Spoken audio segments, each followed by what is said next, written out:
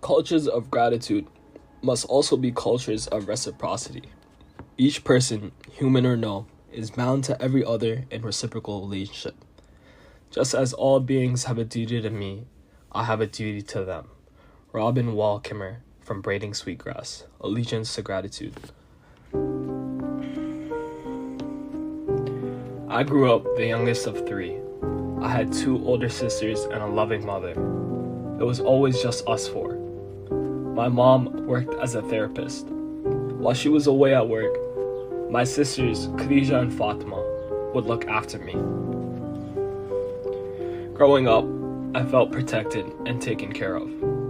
I remember one day, a sharp, cheap smell of cologne filled my nostrils.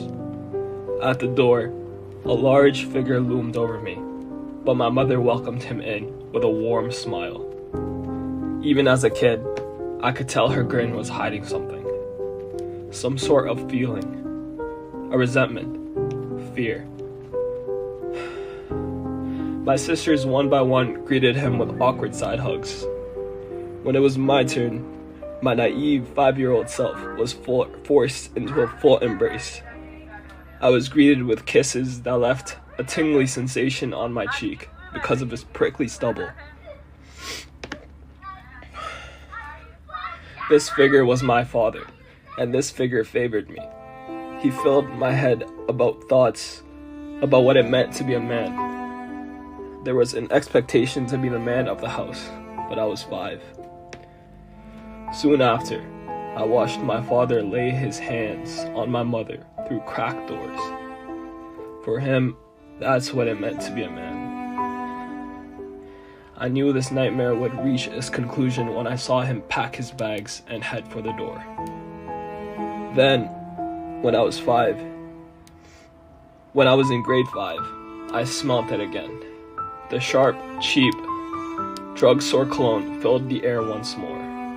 I remember going to school one morning on the verge of tears after witnessing another fight between my parents and trying to compose myself before entering my grade 5 classroom.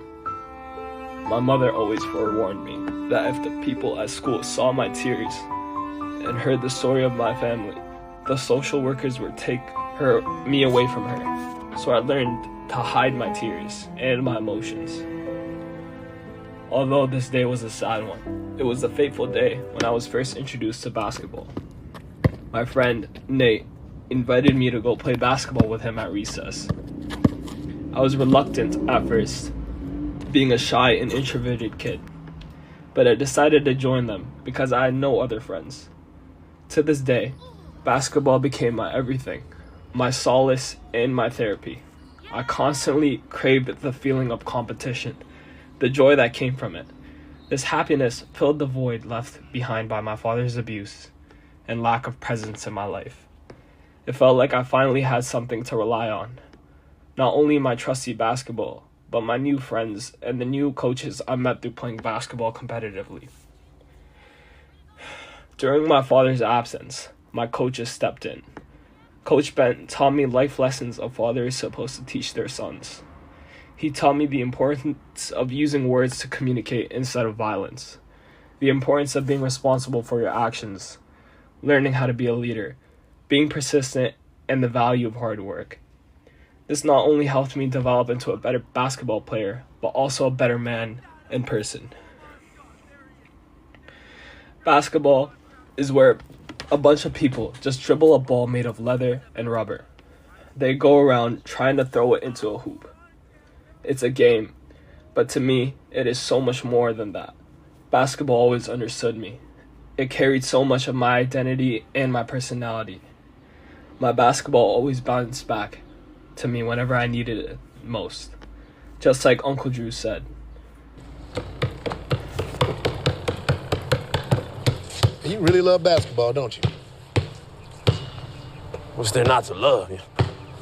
Basketball's the most reliable thing in the world. Don't complain. Don't ask any questions. You bounce it, comes right back up. What about you, young blood? You ever play? Basketball is never failing, and I've given the sport my all. I practice every day, and it reciprocates and provides me with feelings of joy, competition, and connections to people who have filled the void my father left behind. Although this monologue may sound like a morose and depressing story for you, dear listener, from my perspective, it is a success story for the quiet kid who learned to fly and bounce back just like his basketball.